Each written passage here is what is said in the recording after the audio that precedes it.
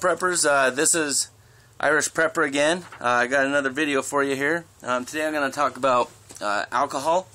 I have the possibilities up there. Okay, basically what I'm going to be coming at is that the possibilities are endless. Okay, I only have 8 little things up here that you could start out with, but really there's so many different things that you could do with alcohol. Okay. Basically, I mean, just as an example to start out with, you know, like when city folk in the 1940s would go back into the country after things started to turn around, they were, you know, sometimes surprised to find that some of the farmers didn't even know there was a depression going on. You know, and they'd be like, why? And basically it's because they made their own food. They grew their own food, they made their own food, canned it, all that stuff, and they made their own alcohol. Okay, yep. So alcohol, I mean, is alcohol really as important as sugar, gold, salt, tobacco, and canned food? Okay, my answer would be yeah, you better believe it. Okay, number 1, alcohol as a cooking gas. There are alcohol stoves around you can buy or make yourself. They look like real stoves and can carry heavy, large pots on top of them. They consist of a stand and a burner. You can place any kind of alcohol inside. After prepping, the flame usually burns around a half hour at high temp. Okay, turned all the way up. I've used an alcohol stove every day for a month to cook and reheat my food as an experiment, and the cost is anywhere from 5 to 10 cents to produce that with the alcohol. Okay, to produce good results. So it works good. Okay. Number 2, alcohol as fuel. Motorcycles made before the, electric ignition with the key and stuff, those can still run on alcohol, like the kickstarts. A T-model Ford was run on alcohol, so those types of engines. These days you can get an E85 converter, the ethanol type, whatever, the ones that run on ethanol or ethanol blend. You can get a converter for your car so that it can run on ethanol fuel. Anyone can do this. Anyone can install it. If you have some, even just a little bit of knowledge in mechanics, it will take you no less than an hour to convert your car. Or you can go to your auto repair shop. Ethanol fuel is the same as drinking alcohol. It's also called ethyl or grain.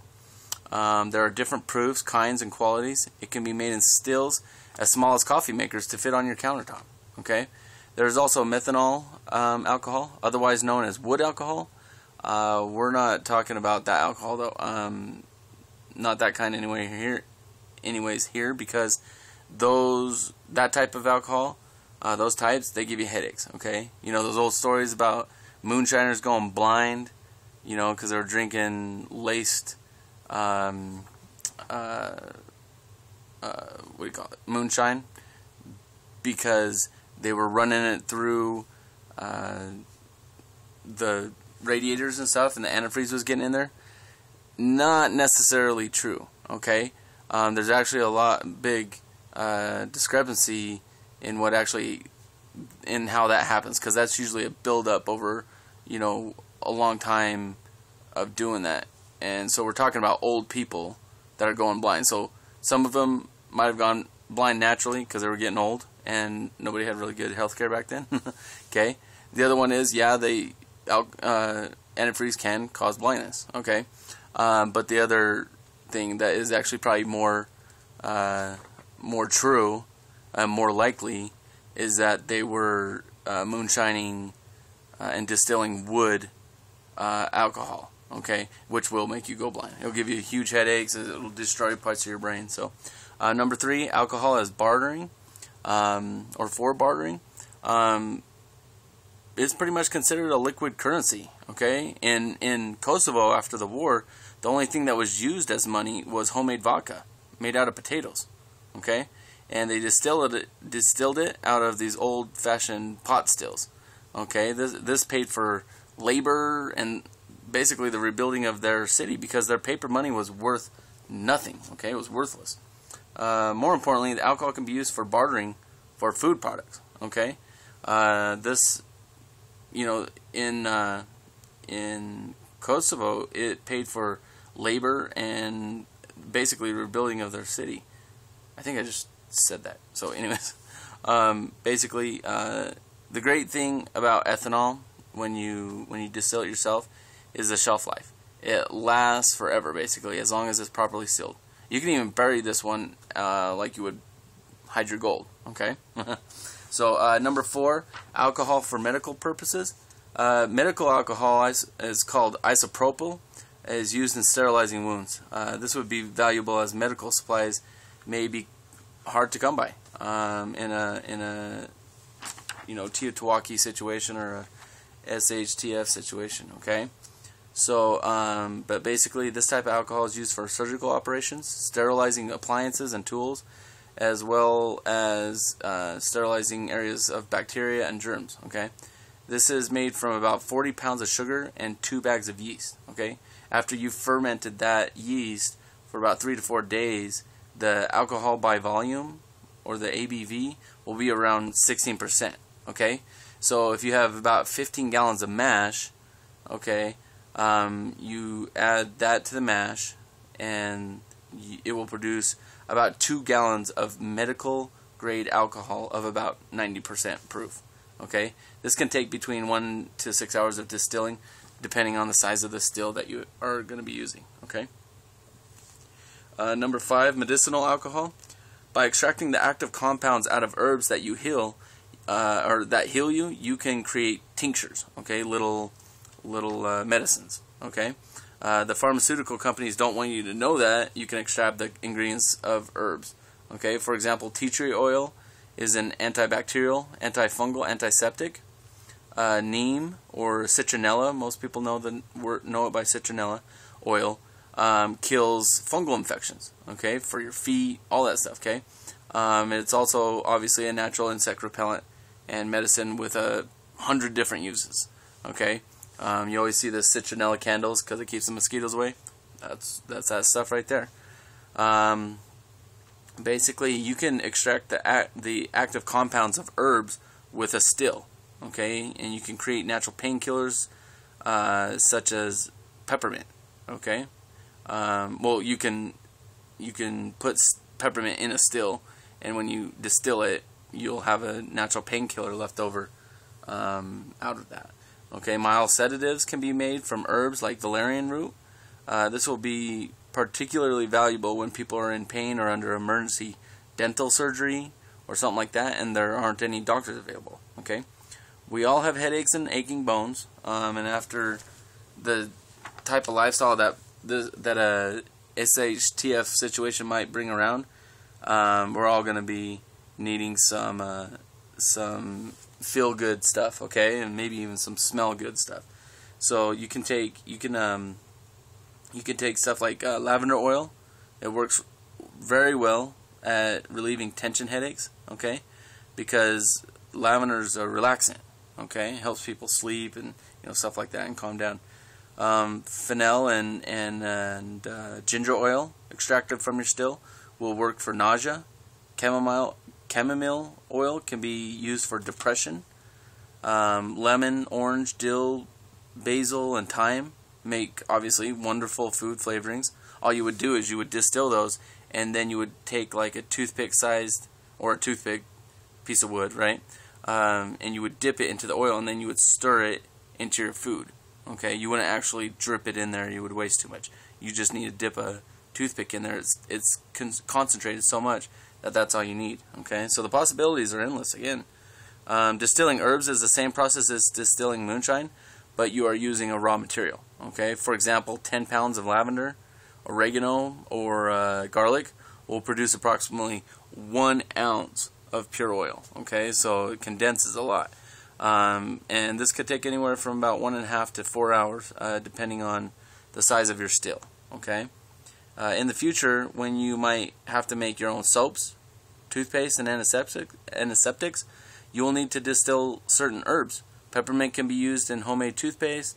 Rose can be used in soaps you make, as you can also use citrus fruits. Okay. Let's see. They can also be used to hide odors when baths and showers are not available, obviously. Okay. Patchouli oil, I hate that, but you know, it's a lot better than BO. Right now, most people associate patchouli with BO because you associate it with hippies that never take baths, right? So anyways, but patchouli oil can be used in your laundry bucket, you know, when you're doing like hand washing, okay? And it actually doesn't smell as bad when you do it that way. I've tried that.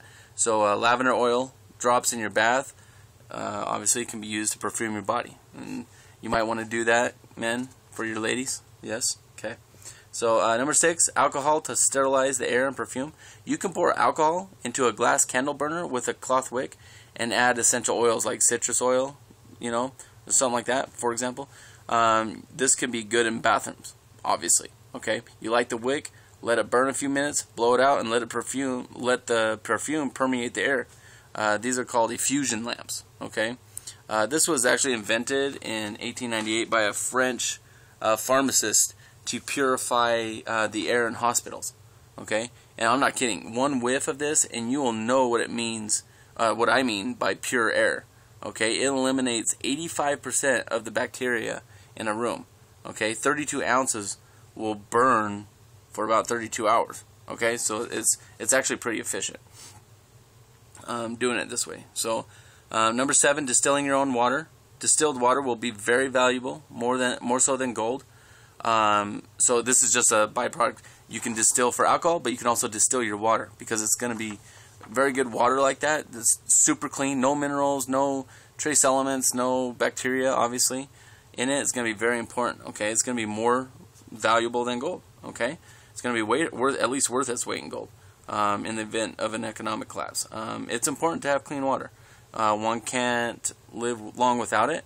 Any distiller will purify the dirtiest of waters by removing all organic material. You can distill 1 pint to 3 gallons of water in an hour. Okay, so in any cleaned out still, depending on size. Okay, so distilling your own water is very, very important.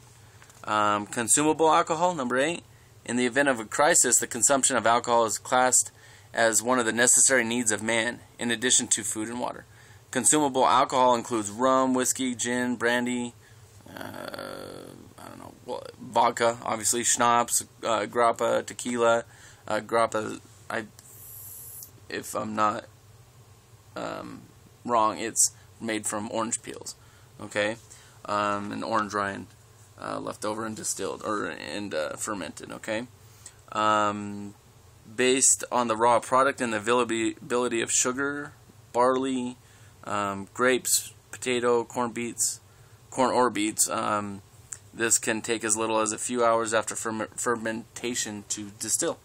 Time is based on size of mash, and after fermentation will take you anywhere from 1 hour per pint up to 2 gallons an hour, depending on the size of your meal. But until Teotihuacan, the end of the world as we know it, happens, distilling alcohol yourself is illegal unless you have a permit, which I should say isn't technically true. Okay, most places you can make your own alcohol, you just can't sell it, or else you're gonna have ATF pounding on your door, probably knocking it down, and guns are gonna be involved. Okay, so actually, if you want to find out about alcohol licenses, you can actually apply for a permit for free, and you can make up to legally 10,000 gallons a year. Okay, basically all you'll need is some land and a lock for your shed. Okay, so anyways, there's alcohol. Just a couple of the things that you could possibly use it for, and what its uses could be. So I hope that helps you out. Just one more thing, one more video to, one more list of things to write down and learn about, look up, possibilities and stuff for yourself, and educate yourselves, people. So yeah, that's it. Irish Pepper, thank you for tuning in. All right, take care.